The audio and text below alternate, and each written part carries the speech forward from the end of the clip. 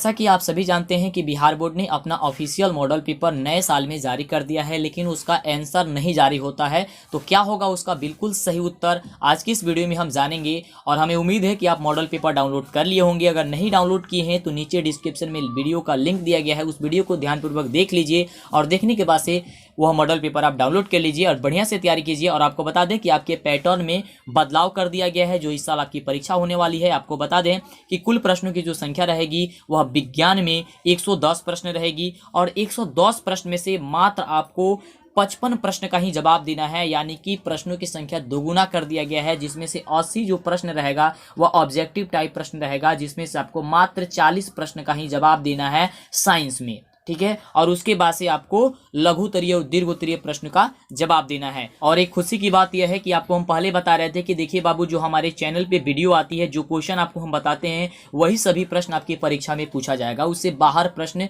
नहीं आएगा। लेकिन इसमें काफी बच्चे परेशान होते हैं कि क्या सच में ऐसा हो सकता है? तो हाँ, ऐसा हो सकता है, क्योंकि जो हम क्वेश्चन आपको लेकर के आते हैं वह सभी प्रश्न कहाँ से रहते हैं, तो सभी आपके पिछले वर्षों का क्वेश्चन पेपर लेकर के, आपके बुक को लेकर के तब क्वेश्चन को बनाया जाता है और तब आपको बताया जाता है। इसलिए आपको बोले थे कि जो आपको हम बताएंगे वही प्रश्न आपकी परीक्षा में रहेगा। तो देखिए, जो मॉडल पेपर जारी किया गया है वही सभी प्रश्न है जो आपको हम पहले बता चुके हैं। तो आइए जान लेते हैं क्या क्या होगा इसका बिल्कुल सही उत्तर। आप लोग तो जानते ही हैं, जो हमारे चैनल से पहले से जुड़े हैं उनको तो पता है, इसलिए कह रहे हैं जल्दी से चैनल को सब्सक्राइब कीजिए, नहीं तो आपको वीडियो नहीं मिल पाएगी और इस तरह की तैयारी नहीं मिल पाएगी तो फिर आपको दिक्कत हो जाएगी। तो देखिए, प्रश्न कह रहा है कि किस दर्पण की फोकस दूरी ऋणात्मक होती है। और आपको पहले हम बता चुके हैं, तो हम पहले बता चुके हैं कि अवतल दर्पण की फोकस दूरी ऋणात्मक होती है, यानी कि ऑप्शन आपका बी नंबर क्या हो जाएगा, बिल्कुल सही उत्तर हो जाएगा। चलिए अगले नंबर प्रश्न की बात करते हैं। अगला प्रश्न क्या है, तो देखिए अगला प्रश्न है कि दर्पण की फोकस दूरी एफ और वक्रता त्रिज्या आर में क्या संबंध होता है। ये भी प्रश्न आपको बता दिए हैं, तो जल्दी से बताइए। जो हमसे पहले से जुड़े हुए हैं वो हमें नीचे कमेंट में बताएं, जिससे कि हमें अनुभव हो कि आपकी तैयारी कितनी हुई है। जब आप हमें कमेंट करके बताइएगा तो हमें पता चलेगा कि आपकी तैयारी कहाँ तक हुई है और आपको हमें कैसी तैयारी कराना है, तो आप जरूर हमें बताइएगा। आइए बता देते हैं, आप एक जगह लिख लीजिए बिल्कुल बिल्कुल सही उत्तर क्या होगा मॉडल पेपर का, और ऐसा ही प्रश्न आपकी परीक्षा में पूछा जाएगा। और जो आपको हम बताए हैं पिछले वाले वीडियो में, उन सारी वीडियो को नहीं देखें तो प्लीज जरूर दिखेगा, नहीं तो आपको काफी नुकसान हो सकती है। तो इसका बिल्कुल सही उत्तर क्या हो जाएगा, आप सभी तो जानते हैं कि F बराबर R/2 होती है, यानी कि जो फोकस दूरी होती है वह वक्रता त्रिज्या की क्या होती है, आदि होती है, यानी कि ऑप्शन बी इसका बिल्कुल सही उत्तर हो जाएगा। आगे बात करते हैं अगले नंबर प्रश्न की। तो अगला नंबर प्रश्न कह रहा है कि सामान्य दृष्टि के लिए स्पष्ट दृष्टि की न्यूनतम दूरी क्या होती है। और ये भी प्रश्न का जवाब हम आपको पहले ही बता दिए हैं। फटाफट बताइए क्या होगा इसका बिल्कुल सही उत्तर। हाँ, तो इसका बिल्कुल सही उत्तर क्या हो जाएगा, ऑप्शन बी नंबर हो जाएगा कि 25 सेंटीमीटर होता है। क्या होता है, 25 सेंटीमीटर होता है, यानी कि ऑप्शन इसका बी सही इसका क्या हो जाएगा, उत्तर हो जाएगा। चलिए आगे बात करते हैं अगले प्रश्न की। तो देखिए अगला प्रश्न कह रहा है, और ये भी प्रश्न आपको हम बता चुके हैं। देखिए प्रश्न कह रहा है कि श्वेत प्रकाश का कौन सा रंग, यानी कि वर्ण, किसी प्रिज्म से गुजरने के पश्चात का मतलब होता है बाद में सबसे कम झुकता है। सबसे कम कौन झुकता है, तो कहिएगा सर लाल होगा, क्योंकि आपने पहले बता दिया है। तो इस तरह से तैयारी कीजिए और वही सभी प्रश्न आप पढ़िए जो आपकी परीक्षा में पूछा जाता है। कई तरह की आप देख रहे हैं कि गलत जगह मतलब कि आपको पढ़ाया जा रहा है, एक ही चीज़ को कई बार बताया जा रहा है, जिससे कि दिक्कत हो रही है आपको। इसलिए कह रहे हैं कि आप वही सभी पढ़िए जो आपको परीक्षा में पूछा जाए। तो आप देख रहे हैं कि जो आपको पढ़ाए हैं बताए हैं वही सभी प्रश्न आपकी परीक्षा में पूछा जा रहा है, मतलब आपके मॉडल पेपर में या कहीं पे भी यही सभी प्रश्न आएगी। चलिए आगे बात करते हैं अगले प्रश्न की। और यह भी प्रश्न आपको हम बता चुके हैं पहला। 5वां नंबर देखिए प्रश्न कह रहा है कि मानव आंख की रेटिना द्वारा बनाई गई छवि क्या होती है। लेकिन छवि की जगह हम आपको बताए थे क्या चीज, कि मानव आंख की रेटिना द्वारा बनाई गई प्रतिबिंब होती है। तो आपको इस तरह से बताए थे, यहाँ पे छवि की जगह हम प्रतिबिंब बता दिए थे। तो देखिए वही सभी प्रश्न है, केवल थोड़ा सा वर्ड चेंज कर दिया जाएगा और उसमें आपको हम बताए भी होंगे शायद कि ऐसा प्रश्न पूछा जा सकता है। तो इसका बिल्कुल सही उत्तर क्या हो जाएगा, ऑप्शन बी नंबर हो जाएगा। क्या हो जाएगा, बी नंबर हो जाएगा कि मानव आंख की रेटिना द्वारा बनाई गई जो छवि होती है या प्रतिबिंब होती है वह क्या होती है, वास्तविक और उल्टा होती है, यानी कि ऑप्शन बिल्कुल बी नंबर क्या हो जाएगा, करेक्ट हो जाएगा। जल्दी से लाइक कीजिए, आप लाइक करने में कंजूसी नहीं कीजिए और जितना ज्यादा हो सकता है शेयर कीजिए। काफी आपके पास कम और अनोखा समय बचा हुआ है, ठीक है। तो बढ़िया से तैयारी कीजिए। और कोई दिक्कत रहता है, एक चीज कोई दिक्कत रहता है आपको, जैसे कुछ पूछना है, कोई प्रश्न आपको फंस जाता है, नहीं समझ में आ रहा है क्या करें, तो नीचे कमेंट बॉक्स आपके लिए बना होता है, कमेंट करके बता दीजिए हमें। आपका कमेंट हम पढ़ेंगे, फिर आपको लाइक करेंगे और उस कमेंट का उत्तर अगर वहां पे छोटा होगा तो जवाब दे देंगे, नहीं तो किसी न किसी वीडियो में हम आपको बता देंगे।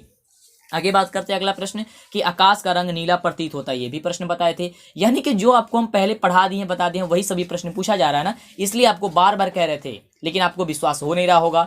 तो इसलिए अब आपको विश्वास जरूर हो गया होगा कि सर जो बता रहे थे वही सभी प्रश्न पूछा जा रहा है। तो इसलिए जल्दी से चैनल को सब्सक्राइब कीजिए, लाइक कीजिए और शेयर कीजिए। तो इसका बिल्कुल सही उत्तर क्या हो जाएगा, आकाश का रंग नीला जो प्रतीत होता है वह किसके कारण बहु प्रतीत होता है। तो आप सभी तो जानते हैं कि प्रकाश के प्रकीर्णन के कारण होता है। काफी बच्चे अपवर्तन टिक करेंगे, अपवर्तन नहीं होगा, प्रकीर्णन होता है। क्या हो जाएगा, ऑप्शन बी हो जाएगा। चलिए आगे बात करते हैं। अगला जो प्रश्न है वह कह रहा है, देखिए प्रश्न कि किस दर्पण से वस्तु का प्रतिबिंब बड़ा बनता है। ये भी बताए थे आपको, बड़ा बनता है। और उसमें आपको काफी समझाए थे कि दाढ़ी बनाने में उसका प्रयोग किया जाता है, जिससे कि दाढ़ी का जो बाल होता है वह छोटा छोटा रहता है तो वह दिखाई दे दे। तो किसमें होता है, तो अवतल दर्पण होता है, यानी कि अवतल दर्पण क्या हो जाएगा, इसका बिल्कुल सही उत्तर हो जाएगा। ओके, चलिए आगे बात करते हैं अगले प्रश्न की। तो अगला देखिए प्रश्न कह रहा है कि निम्नलिखित में से कौन सा लेंस निकट दृष्टि दोष को ठीक करने के लिए उपयोग किया जाता है। ये भी प्रश्न आपको बता दिए हैं पहले से, कौन सा लेंस का प्रयोग किया जाता है अगर किसी व्यक्ति को क्या हो गया हो, निकट दृष्टि दोष हो गया हो। तो आप सभी को तो पता है, क्योंकि आपको बताया है।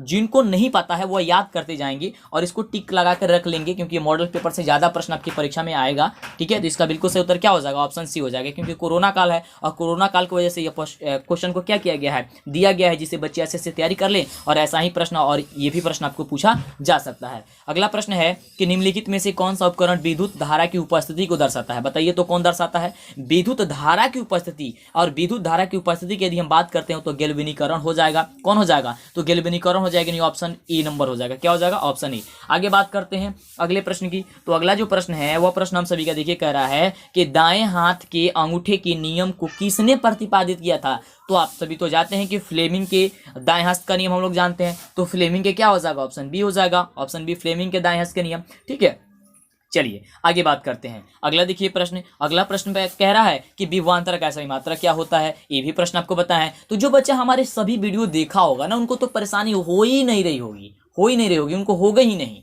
है ना, क्योंकि सभी प्रश्न हम आपको बता चुके हैं और ऐसे ही लगातार आपकी क्लास चल रही है। तो आपके पास इतने ही कम समय है। आपको बोले थे कि पूरी तैयारी आपको हम करा देंगे, भटकना नहीं है, भटकिएगा तो दिक्कत हो जाएगी, है ना। ऐसे आप भटक रहे हैं किसी उस चैनल पे, कभी उस चैनल पे, कभी उस चैनल पे, तो ऐसा ना कीजिए। किसी एक चैनल को निर्धारित कीजिए और उसी से अपना तैयारी कीजिए। ठीक है, चलिए अगला प्रश्न कह रहा है कि विभवांतर का सही मात्रक क्या होता है। तो वोल्ट होता है, आपको पता है ना, क्योंकि हमने बताया है आपको। चलिए तो इसका उत्तर क्या हो जाएगा, ऑप्शन ए नंबर हो जाएगा। अगला प्रश्न देखिए, अगला प्रश्न है हम सभी का कि निम्नलिखित में से किस संयोजन द्वारा प्रतिरोध का मान बढ़ता है, किस संयोजन द्वारा। तो देखिए आप सभी इसमें कंफ्यूज होंगे थोड़ी सी, तो ध्यान से देखिए। इसका बिल्कुल जो सही उत्तर होना चाहिए आपका ऑप्शन ए नंबर ही हो जाएगा, क्योंकि श्रेणी क्रम होना चाहिए इसको। बिल्कुल सही उत्तर। थोड़ी सी इसमें हम कंफ्यूज है, अगर हो सकता है, लेकिन इसका बिल्कुल सही उत्तर ऑप्शन ए है। ठीक है, चलिए आगे बात करते हैं अगले प्रश्न की। अगला जो प्रश्न है वह प्रश्न कह रहा है हम सभी की कि चुंबकीय बल रेखा की प्रवृत्ति जो होती है वह कैसी होती है। चुंबकीय जो बल रेखा होती है उसकी प्रवृत्ति जो होती है वह कैसी होती है बाबू। तो कहेगा चुंबकीय बल रेखा की जो प्रवृत्ति होती है तो काल्पनिक होती है। क्या हो जाएगा, ऑप्शन ए नंबर हो जाएगा। नहीं हो जाएगा, हाँ। तो चलिए आगे बात करते हैं अगले प्रश्न की। अगला जो प्रश्न है वह प्रश्न कह रहा है हम लोग का 14 नंबर प्रश्न। और भी प्रश्न बताए थे आपको कि 1 किलोवाट घंटा किसके बराबर होता है। 1 किलोवाट जो घंटा होता है वह किसके बराबर होता है आपको बताए थे। तो होता है 3.6 इंटू 10 का पावर कितना जूल, 6 जूल के बराबर होता है। ठीक है, जब जूल में पूछा जाएगा तो इतना आंसर क्या हो जाएगा आपका, हो जाएगा, यानी कि ऑप्शन नंबर क्या हो जाएगा, ऑप्शन सी नंबर हो जाएगा, है ना कमाल की। चलिए आगे बात करते हैं। अगला जो प्रश्न है वह प्रश्न हम सभी का है कि नवीकरणीय ऊर्जा का स्रोत जो होता है वह क्या होता है। नवीकरणीय ऊर्जा का स्रोत जो होता है वह क्या होता है। देखिए तो नवीकरणीय ऊर्जा की स्रोत की यदि हम बात करते हैं तो नवीकरणीय ऊर्जा का जो स्रोत हो जाएगा वह क्या हो जाएगा, तो ऑप्शन बी हो जाएगा कि सौर ऊर्जा हो जाएगा। क्या हो जाएगा, ऑप्शन बी हो जाएगा, सौर ऊर्जा हो जाएगा। आगे बात करते हैं। अगला जो प्रश्न कह रहा है तो अगला प्रश्न हम सभी का है कि कौन सा लेंस अपसारी लेंस भी कहा जाता है। ये प्रश्न आपको बताए थे कि अभिसारी लेंस किसे कहा जाता है, अपसारी लेंस किसे कहा जाता है ना, कौन कौन होता है। तो आपको हम बताए हैं तो काफी दिक्कत नहीं हो रही होगी, और जो बच्चे हमसे नहीं पढ़े हैं उनको ही दिक्कत हो रही होगी। तो जान लीजिए कि इसका बिल्कुल सही उत्तर क्या होगा कि कौन सा लेंस अभिसारी लेंस होता है, अपसारी लेंस होता है। अपसारी लेंस की बात करते हैं तो क्या होता है, अवतल लेंस होता है, यानी कि ऑप्शन क्या हो जाएगा, ई नंबर हो जाएगा। और अभिसारी अगर पूछता तो उत्तल हो जाता, है ना। चलिए तो आगे बात करते हैं अगले प्रश्न की। देखिए तो अगला प्रश्न हम सभी का कि प्रकाश का प्राथमिक वर्ण कौन है। प्राथमिक वर्ण, प्रकाश का प्राथमिक वर्ण। और देखिए इसमें प्रश्न देखिए क्या पूछ रहा है, ऑप्शन देखिए कह रहा है कि लाल है, नीला है, या हरा है, या उपयुक्त सभी है। तो देखिए ये जो आपको प्राथमिक वर्ण पूछेगा ना तो ये तीनों हो जाएगा, लाल भी हो जाएगा, नीला भी हो जाएगा, हरा भी हो जाएगा। तो तीनों याद करके रखे गए, यानी कि उपयुक्त जो सभी है ना वह सभी आपका क्या हो जाएगा, बिल्कुल सही उत्तर हो जाएगा। ठीक है, चलिए आगे बात करते हैं अगले प्रश्न की। सही सही उत्तर जान लीजिए। देखिए अगला प्रश्न कह रहा है कि निम्नलिखित में से कौन नृत्य का रंगीन भाग होता है। रंगीन भाग कौन होता है ना। तो देखिए रंगीन भाग की यदि हम बात करते हैं तो रंगीन भाग कौन हो जाएगा इसमें से, तो आप सभी को बताना चाहिए, बताना चाहेंगे। इसका ऑप्शन हो जाएगा कार्निया होगा। क्या होगा? कार्निया होगा। रंगीन भाग की बात करते हैं तो कार्निया ऑप्शन इसका होगा। ठीक है, चलिए आगे बात करते हैं। और एक चीज आपको बताना चाहेंगे कि सबसे पहले हम ही आपको आंसर की बता रहे हैं, है ना। और इसके देखने के बाद से काफ़ी जो है वो आपको मिल जाएगी, काफ़ी जगह आपको मिल जाएगी, है ना। सबसे पहले आपको हम बता रहे हैं ये चीज़। और आपको पता भी है कि जब बिहार बोर्ड का ऑफिशियल चीज़ आया था, ऑफिशियल मॉडल पेपर आया था, क्योंकि आप जानते हैं कि हमारे चैनल पे कोई फेक वगैरह कभी भी नहीं आती है ना। तो सबसे पहले जब आए थे तो हम ही आपको बताए थे, 1 जनवरी के दिन ही आपको हम बता दिए थे कि आपकी ऑफिशियल मॉडल पेपर जो है जारी कर दी गई है। ठीक है, चलिए। और आपको तो कभी रात को पता चला होगा या सुबह में पता चला होगा ना, लेकिन इसके पहले आ गई थी। ठीक है, वो 1 जनवरी के दिन ही आ गई थी। अगला प्रश्न है कि 1 HP बराबर कितना होता है। 1 HP बराबर, तो 1 HP बराबर जो होता है वह 746 वाट होती है। कितनी होती है? 746 वाट होती है। ठीक है, चलिए आगे बात करते हैं। इसलिए आपको सभी चीज़ें आपको यहाँ पे सबसे पहले मिलेगी, बढ़िया से मिलेगी, कोई भी इधर उधर का नहीं रहेगा। देखिए ये जो प्रश्न है ये थोड़ा सा हट का प्रश्न पूछा गया, मतलब कि सिलेबस से हट के प्रश्न पूछा गया है, और होना भी चाहिए, क्योंकि जब डबल प्रश्न पूछा जा रहा है तो कुछ हट के होना चाहिए। तो देखिए प्रश्न कह रहा है कि विशालक शीशा। विशालक शीशा का मतलब होता है कि मैग्नीफाइंग ग्लास। मैग्नीफाइंग ग्लास का होता है मतलब कि वह क्या होता है? अवतल दर्पण होता है, अवतल लेंस होता है, उत्तल लेंस होता है, या अवतल दर्पण होता है, या फिर उत्तल दर्पण होता है। क्या होता है इसका बिल्कुल सही उत्तर? अगर आपको पता है तो आप हमें नीचे कमेंट करके बताइए कि क्या होगा इसका बिल्कुल सही उत्तर। इसका बिल्कुल सही उत्तर हो जाएगा ऑप्शन बी नंबर हो जाएगा। क्या हो जाएगा? उत्तल लेंस होगा। ध्यान से याद करके रखिएगा कि विशालक शीशा यानी कि मैग्नीफाइंग जो ग्लास होता है वह उत्तल लेंस होता है। क्या होता है? वह उत्तल लेंस होता है, यानी कि ऑप्शन बी होगा। बढ़िया से याद करके रखिएगा। आइए देखते हैं अगला नंबर जो प्रश्न है वह प्रश्न क्या कह रहा है। तो अब अगला नंबर प्रश्न कह रहा है कि जब किसी चालक तार से विद्युत धारा प्रवाहित होती है तो गतिशील कण है। जब किसी चालक तार से विद्युत धारा प्रवाहित होती है तो जो गतिशील कण होता है वह क्या होता है? तो इलेक्ट्रॉन होता है। कौन होता है? वह इलेक्ट्रॉन होता है, यानी कि ऑप्शन क्या हो जाएगा बाबू? ऑप्शन डी नंबर हो जाएगा। तो बढ़िया से याद करिए रखिएगा, बढ़िया से सोच समझ करके पढ़े रहिएगा तो दिक्कत नहीं होगी। ठीक है, चलिए आगे बात करते हैं हम लोग। चलिए तो लाइक कर दीजिए फटाफट तो जल्दी से, और चैनल पे पहली बार आए हैं तो सब्सक्राइब कीजिएगा, तो ही आपको वीडियो मिलेगा। और देखिए हमारे चैनल पे लाइव क्लास, लाइव टेस्ट, आपको सब चीज़ ली जाती है, टेस्ट ली जाती है, जिससे आपको पता चले कि आपकी तैयारी कितनी हुई है। अगला प्रश्न कह रहा है कि एम्पियर घंटा मात्रक है। जो एम्पियर घंटा मात्रक होता है वह एम्पियर घंटा किसका मात्रक होता है? शक्ति का मात्रक होता है, या फिर आवेश का मात्रक होता है, या फिर ऊर्जा का मात्रक होता है, या फिर इनमें से किसी का भी मात्रक नहीं होता है एम्पियर घंटा। तो देखिए एम्पियर घंटा की बात करते हैं तो एम्पियर घंटा जो मात्रक होता है वह आवेश का मात्रक होता है। आप कहिएगा कि सर आवेश का तो मात्रक आपका कूलम्ब होता है। ठीक है, कूलम्ब होता है, लेकिन 1 एम्पियर घंटा में 3600 कूलम्ब आपका आवेश होता है, इसलिए इसका उत्तर आपका बिल्कुल सही बी नंबर होगा। क्या होगा? बी नंबर होगा। क्यों होगा समझिए आप। देखिए 1 एम्पियर जो घंटा होता है वह 3600 कूलम्ब आवेश के बराबर होता है। किसके बराबर होता है? 3600 कूलम्ब आवेश के बराबर होता है। तो इसका आवेश का क्या हो जाएगा? इसका बिल्कुल सही उत्तर हो जाएगा कि एम्पियर घंटा मात्र किसका होता है? आवेश का होता है। ठीक है, चलिए आगे बात करते हैं। अगला प्रश्न कह रहा है कि निम्नलिखित में कौन सा मात्रक वाट के बराबर है। इसमें वाट के बराबर कौन सा मात्रक है? प्रश्न आपको बताइए, याद किए होंगे आपको, अगर बढ़िया से आपको याद होगा तो। ठीक है, चलिए तो बात करते हैं इसका बिल्कुल सही उत्तर क्या हो जाएगा। तो कहिएगा सर इसका बिल्कुल सही उत्तर तो ए नंबर हो जाएगा, क्योंकि आपने पहले बताया है। हाँ, हमने पहले बताया है, यानी कि ऑप्शन ए नंबर हो जाएगा कि जूल प्रति सेकेंड। आगे बात करते हैं, अगले प्रश्न की बात करते हैं। तो अगला जो प्रश्न हम सभी का कह रहा है कि विद्युत धारा का मात्रक क्या होता है। विद्युत धारा का मात्रक क्या होता है आप सभी को तो पता है। ऑप्शन कह रहा है कि एम्पियर होता है, वोल्ट होता है, ओम होता है, या वाट होता है। क्या होता है आपको ये बतानी है। तो देखिए विद्युत धारा का जो मात्रक होता है वो एम्पियर होता है, यानी कि ऑप्शन क्या हो जाएगा? ए नंबर हो जाएगा। और एक चीज आपको बताना चाहेंगे कि सारे सब्जेक्ट का, वो मैथ हो, सोशल साइंस हो, संस्कृत हो, जो भी है सबका आंसर की आपको इस चैनल पे मिल जाएगी। ठीक है, परेशान नहीं होना है, कहीं भटकना नहीं है, भटकिएगा तो दिक्कत होगा। आप जानते हैं ना कि इधर से उधर जब आप जाइएगा, यानी कि 2 नाव पे जाइएगा, तो फिर बीच में क्या होता है आपको पता है। आगे बात करते हैं।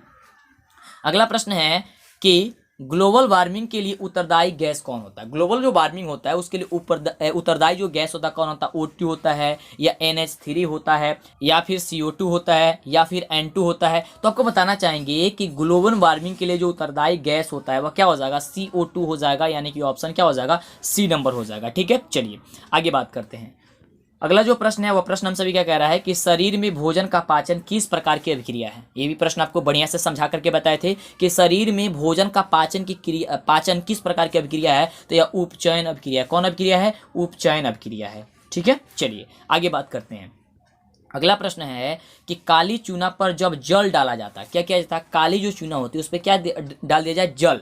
तो अभिक्रिया क्या होगी? क्या वह उष्माक्षेपी होगी, उष्माशोषी होगी, विस्फोटक होगा, या फिर इनमें से कोई नहीं होगा? तो देखिए, जब काली चूना पर हम लोग क्या करते हैं, जल डाल देते हैं, तो इसमें उष्माक्षेपी अभिक्रिया होगी, क्योंकि उसमें से उष्मा क्या होगा? बाहर निकलेगा, यानी कि ऑप्शन क्या हो जाएगा? ई नंबर हो जाएगा। ठीक है, चलिए आगे बात करते हैं। अगला प्रश्न है कि निम्नलिखित में से कौन सबसे अधिक अभिक्रियाशील होता है? सबसे ज्यादा अभिक्रियाशील कौन होता है? और देखिए ऑप्शन आपका क्या कह रहा है। ऑप्शन कह रहा है कि Cu, Hg, Au या फिर Ag या फिर Au। तो देखिए, सबसे अभिक्रियाशील की बात करते हैं इसके अनुसार, किसके अनुसार? जो ऑप्शन दिया गया इसके अनुसार, तो इसके अनुसार ऑप्शन आपका सी नंबर हो ही जाएगा कि Ag होता है। ठीक है, सिल्वर। ओके, क्या होता है? Ag। आगे बात करते हैं।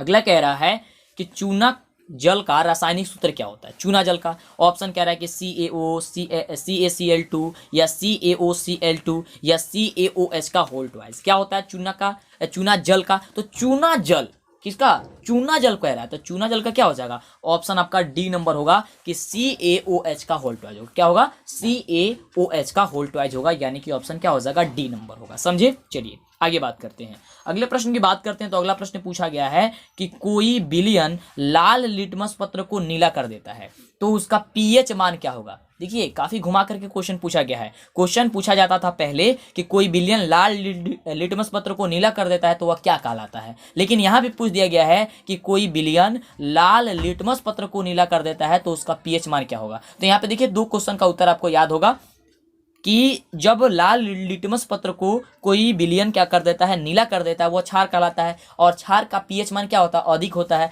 तो पीएच मान जब अधिक होता है तो यहाँ पे देखिए 7 से अधिक होता है। किससे अधिक होता है? 7 से अधिक होता है। ऐसा नहीं कहिएगा कि अधिक होता है, अधिक नहीं, 7 से अधिक होता है। किससे अधिक? 7 से। तो इस ऑप्शन में देखिए 7 से अधिक कौन कौन है? तो 11 है और 10 है, यानी कि ऑप्शन डी नंबर हो जाएगा कि ए एवं बी दोनों हो जाएगा। क्या हो जाएगा? ए और बी दोनों हो जाएगा। आगे बात करते हैं अगले प्रश्न की। और देखिए, अगला जो प्रश्न है वो कह रहा है कि एल्काइन में कार्बन कार्बन के बीच कितने सहसंयोजक बंधन होते हैं? एल्काइन के बीच, जो एल्काइन होता है उसके बीच कार्बन कार्बन के कितने जो होते हैं वह सहसंयोजक बंधन होते हैं? 1 होते हैं, 2 होते हैं, या फिर 3 होते हैं, या फिर 4 होते हैं? तो आपको बताना चाहेंगे कि एल्काइन में कार्बन कार्बन के जो बीच होता है वह एक त्रिआबंध होता है, यानी कि ऑप्शन इसका सी होगा। ठीक है, ऑप्शन सी त्रिआबंध। आगे बात करते हैं।